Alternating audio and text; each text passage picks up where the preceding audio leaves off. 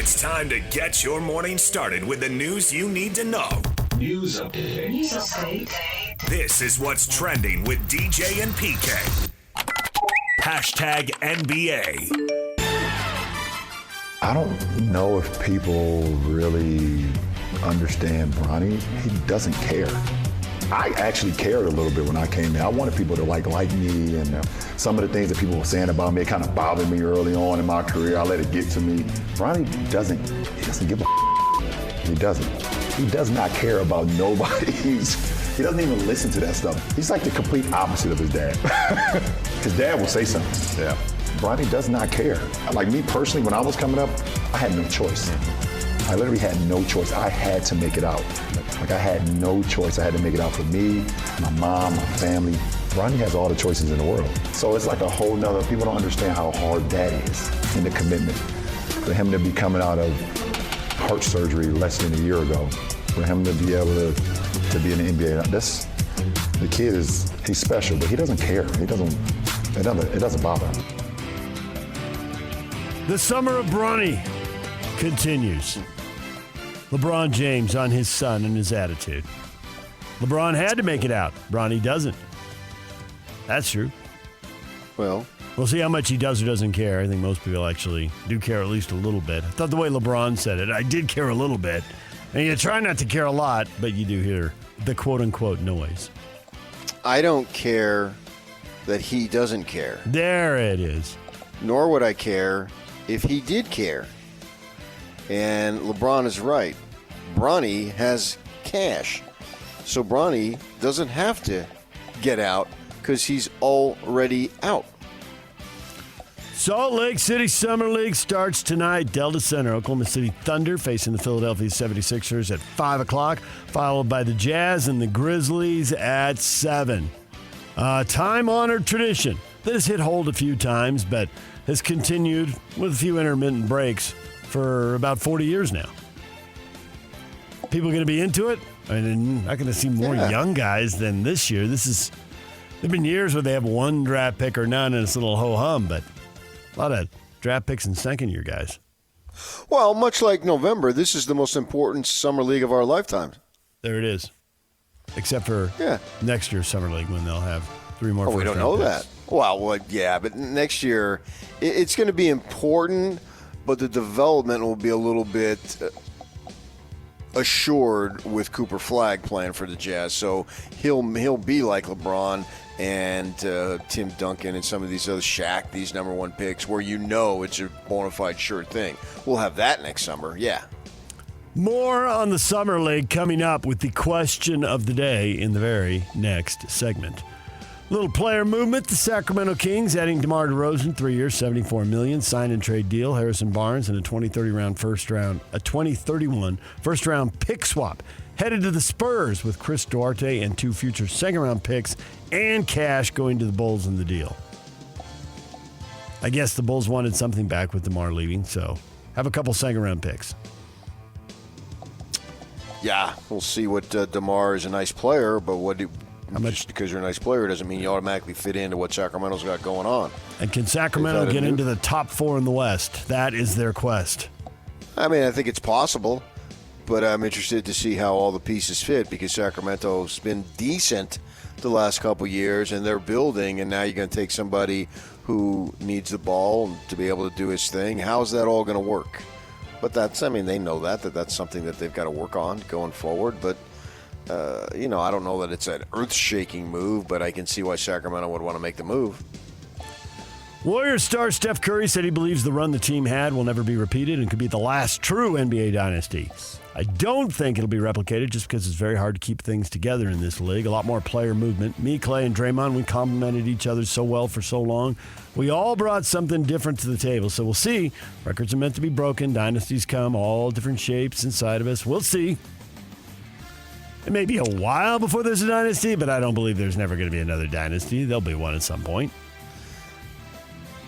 I get his point. It's hard. It's very, very hard to do. I don't think any rules or regulations will prevent it. To me, it's more about being able to acquire the talent at the right time. You got guys coming in together, and they're of the same age group, basically, Yep. right? So then they can grow. And then you get Durant in there who aids and gives you a couple of more. Maybe they get them, maybe, but we don't know. So that leads to their ability to win it, and you had a premier player that was there for a part of it. So there's a lot of things that have to come together. I'm not sure that any rules would prevent it. It's more of how do you get that talent? That's the hardest thing to do. Jazz are going through it right now. So many, every team basically, maybe 2 or 3 aren't going through it. The rest of them are. How do you get that talent to be able to do what the Warriors did? I think the thing Steph has going for him in this argument that'll be hard to do is as they tighten the financial rules, will more teams run into what the wall that the Oklahoma City Thunder hit in their last build/rebuild, when maybe they could have had something if they kept Harden, but they moved him to Houston and they ultimately never won a title. If the financial rules are tough for that young group that comes in together, and I think it was 3 consecutive drafts they hit with Harden, Westbrook, and Durant. Maybe it was 3 out of 4, but I think it was 3 in a row. And if you can't keep those guys together because of the financial rules and you can't pay everybody, then I think Steph's argument carries more weight. But tell me what those rules and limitations are going forward, because the Warriors, when they might have broken up, they got a new TV deal, the cap went way up. They not only weren't broken up, they all got paid, and there was still money to pay Durant on top of it. Boston isn't being broken up. I don't need to go back. I can just go back to yesterday. Boston's here. They're doing it. Yeah, but their guys aren't all the same age either. I mean, Drew Holiday was a big part of that, and he's much older. But maybe they'll go back-to-back. And at what point is it a dynasty? Does it just take 2 in a row? Or does it take 3 championships to be a dynasty? We all argue that when we get to it. Yeah, I mean, I don't think you need any in a row. The Spurs didn't have any in a row. They did not.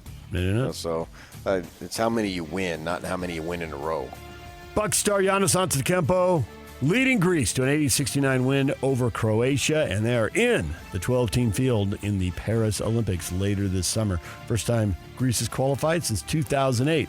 Obviously the first trip for Giannis. DJ and PK. Hashtag NFL. He brings a special type of swag to when he come into play, so you can see it in him. Yeah, I for sure feel like CJ got the opportunity to be the best quarterback in the league. Not me just saying it because who he is to me, but just like what I'm seeing him do each and every week. Like what the world see, they seeing exactly what we seeing, man. How he just coming out there and as a 21-year-old man, he going against grown man, and he out there just balling every week. It's like how consistent he is. All that just play a factor. I feel like CJ got to just keep doing what he's doing to bridge the gap between him and Mahomes, man. I was distracted by the cool jazz in the background. Yes, CJ Stroud is awesome, and it is incredible that he has hit the league, and very little adjustment time for him. But man, that cool jazz distracted me right there. That was very Who was that? Soothing. That was Tank Dell, Texans wide receiver, talking up his quarterback. Well, he got to keep doing what he's doing. I mean, yeah, obviously that's the goal, man. Keep doing what he's doing. Wide receivers have to be loyal to quarterbacks. The Arizona State Sun Devil connection. 49ers wide receiver Brandon Ayuk posting a video on TikTok that showed him watching Washington Commanders practice film as his protracted contract negotiations with the 49ers continue. Ayuk said to favor a trade to Washington if San Francisco were to deal him. He would like to reunite with quarterback Jaden Daniels back in the day in Tempe. They built a bond. Dallas Cowboys wide receiver CeeDee Lamb got into a social media beef with former Cowboy wide receiver Cole Beasley after Beasley critiqued Lamb's posts about his offseason workouts and took some heat from people for it. Give me 180 targets off the couch and I eclipse 1,000 yards, Beasley wrote. Lamb responded with, I don't need 180 targets to touch a band. Pull up tape. I'd match you route for route on getting open. Just chill. Remember when guys used to say they were misquoted? And now guys just put it out there on social media. Let's go. Okay. Vikings rookie cornerback Kyrie Jackson was killed in a car crash Saturday night along with 2 of his friends, Isaiah Hazel and Anthony Lynn Jr., who also played college football. He was an Oregon standout and car speeding and changing lanes, and 3 cars ended up being involved. Tragic situation there. DJ and PK.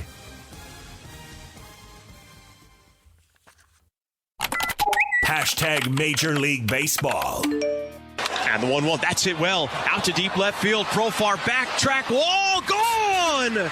Just over the left field wall. Eugenio Suarez. And it gives the Diamondbacks a 3-1 lead. No wonder they're booing him here. Pitch.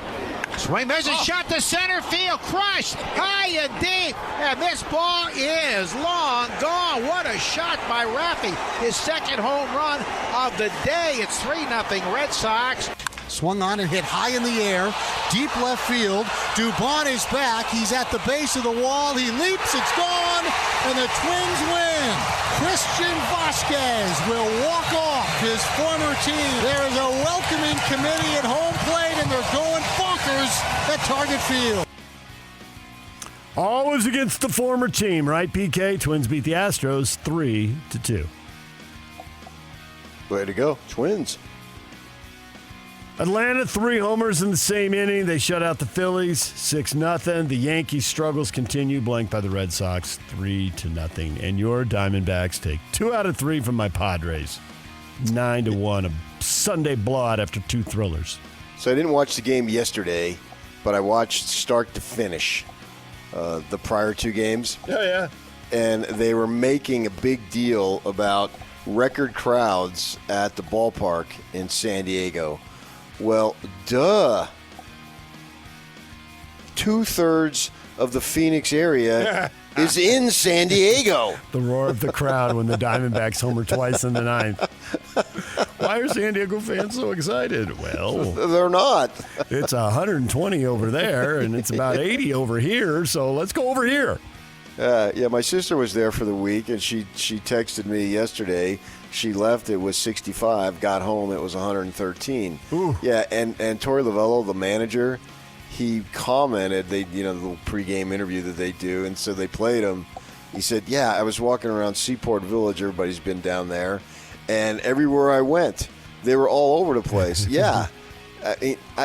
When we lived there for a while, it seemed like every other weekend we were going down to San Diego because somebody from Arizona was coming over for a vacation, a weekend, a long weekend, or whatever it might be. So I had to laugh on that. I know you went to Coronado, but if you go up to Pacific where they got all those what I would call bungalows that are for rent, and you can every third car is an Arizona license plates. So I had to laugh. They were making a big deal about that. Well, of course, because there's so many folks from the Valley who go over there. That's their American beach. This is funny. So, I lived in the South Bay area, which is in the L.A. area, and we'd always go down to the South Bay. And so my daughter, who's older now, her friends want to go to San Diego for a beach weekend. And she said, no, let's go to Manhattan. And her friends are like, where? That's hilarious. It's either Newport or San Diego. Arizona's more San Diego. I think up here it's more Newport. But nobody thinks of the L.A. beaches from up here to go. They always think of Newport or down south to San Diego. So, yeah, I know why they set the records, because there's so many Arizona people there. I thought San Diego and Santa Barbara, when I drove through L.A., I never thought L.A. was a good beach town. And when I saw beaches in L.A., and maybe it's just the photos or the video they choose, they were packed. And I always just assumed, well, there's the same amount of real estate and there's way more people. Why do I want to go to such a crowded beach? To see the shot of Santa Monica, and it'd just be swarmed with people, and it's a pretty big beach. Well, that's where you got a lot of parking too. You got to, if you get away from where the parking is, then there's it can be pretty good, especially during the week. The Major League Baseball All-Star Game. The rosters are announced, and they skew young. Not a little young, way young. 32 first-time All-Stars, 19 under the age of 27. Pittsburgh's Paul Skeens. Is he the biggest name of all? To me, he's the biggest name, but you follow it closer than I do. Skeens. Well, he's with the Pirates. If he were the Yankees or somebody, then it would really be through the roof. Yeah. But and he's got that social media influence girlfriend, and he throws gas big time. Yeah. So you're talking about the first timers. The Witt kid whose dad played for Bobby Witt Jr. Yeah, I mean he's a star in the making. De La Cruz, we've talked about him. He's super exciting. He takes 3 strides and he's standing on second base. It's what I've said for years. All these games, they just reinvent themselves over and over again. DJ and PK, a reminder, the Bees beat Tacoma 10-7. Same 2 teams tonight, 6:30 on The Zone. Hashtag RSL.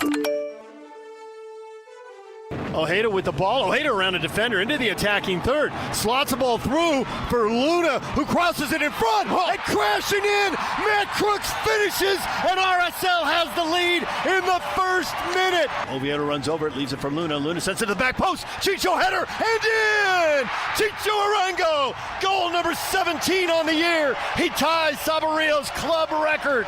Michael Chang, who came on after the goal as a sub, comes forward, leaves it for Luna. Luna volleys to himself. Luna! Diego Luna finishes, and it's 5-2. Diego Luna is having a night. RSL with a 5-2 win. Diego Luna, a goal and 3 assists. That was a game that just completely changed. 1-1 at the half, and then the second half was just wide open. And RSL with another 5-goal performance at home and an easy win. Ultimately. Well, I was on the Zoom trying to get in a question, but your 14 consecutive questions didn't leave no time for nobody. You have never raised your hand with a post-game question for Pablo. That'd be awesome if you did. You can go look. I was texting Yak. Was he ever going to stop asking questions? Yak can back me up. And we're text exchange. I did text Trey and say 10 in a row. That's a world record. Jeez, I thought Trey's it was a one-on-one. No wonder why the Jazz don't call on you. You'd never give up the floor. Ha! 5 goals against Colorado, 5 against Austin, and now 5 against Atlanta. But can they do it on the road next week? Big road trip coming up. They're playing 3 of the top 5 teams in the West. As they hit the road, it starts with 5th place Portland and Portland next Saturday night. Royals pick up a point. It finishes 1-1 in Seattle, and now a 7-week Olympic break and a chance for the Royals to retool under their interim coach, and they're expected to bring in more players. So, DJ and PK. Hashtag golf. Can you even comprehend the number 28 under, PK? I mean, no. 28 under. Davis Thompson wins the John Deere Classic. He's completely, I mean, you open with a 59 and you finish, 10th, 12th, up the track. Thompson just keeps throwing out the 63s and the 64s, just one after another. Can you comprehend the number 114? There's a time in my life where I could comprehend that, yes. That's not in golf. Oh. That was the temperature that I played yesterday. Oh, you did? I wondered about that. I wondered how early you went out to beat the heat. Oh, no, I got the Twilight Special. At 114. We went down to Mesquite, and let's see. It's a little misleading. You know, you tee off at 8:30, but from the sun's perspective, it's really 9:30. Because for some stupid reason, Nevada thinks they're California and they're on Pacific time, which they shouldn't be. They should be on Mountain time with all the rest of the non-coastal states in the West. Yeah, Las Vegas is doing a lot of business with LA, so they're going to stay on Pacific time. It's dumb. Yeah. It's really dumb. Like, for instance, we go to this Conestoga that you go to in the winter. They have a 10 o'clock shotgun start, and that's it. And they take 18 groups to start every day. Really? Yeah, because it gets so dark. It gets dark so early in the winter. It's like 4 o'clock. So yeah, we did play and finished at 114, and it was a little rough, but we wanted to say we did it, and there you go, 114. You play better in the heat? Does the ball really carry? No, I don't. No, I don't think so. I don't think it wears you.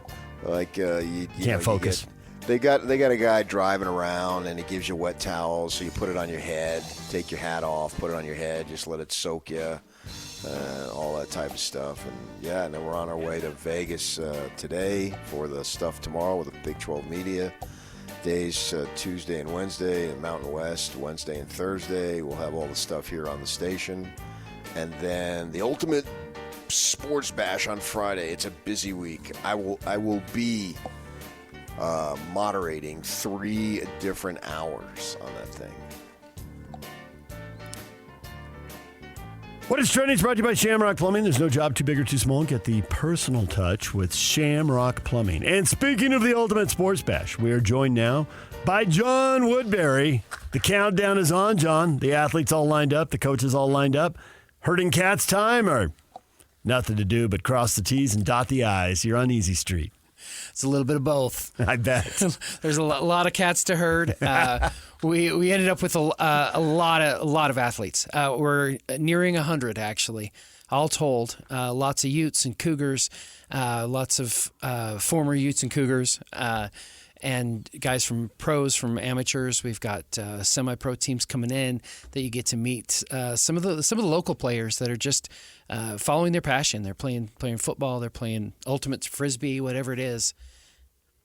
And they'll be at the convention center in Sandy, 94th and State? Yes, they will. When? Friday and Saturday of this very week. And what time will the doors open? 10 o'clock. It's 10 to 7 both days. 10 to 7 both days. I understand there's going to be a little chance to take the kids down there and let them run around and recreate. Absolutely. The kids zone is going to be a lot of fun. It gives kids a chance to try out a lot of different activities and new things. We've got a kid-friendly axe throwing, so those kids that wanted to do that. And wait a minute. There's a phrase you don't hear every day. Kid-friendly axe throwing. Yeah, you got to come down to see it. The most important thing it's shaping up to be is air conditioning. It's going to be air conditioned, all sorts of sports stuff, and it's inside. Nice. What's the cost to get in? $40 for the day of, for 1 day, and 2-day passes are $60. We actually have a family pass for $150 for both days. Okay. All right. Where do people find out more information? UltimateSportsBash.com for schedules and athletes that are going to be there and all of the amazing activities that you can do. I assume there are going to be golf vendors there helping us out, right? Oh, yeah. They're the backbone of the event. Even mini golf pro-am. All right. John, we appreciate it. Thanks for joining us. The Ultimate Sports Bash coming up Friday and Saturday in Sandy, 94th and State. DJ and PK, this is 97.5 The Zone.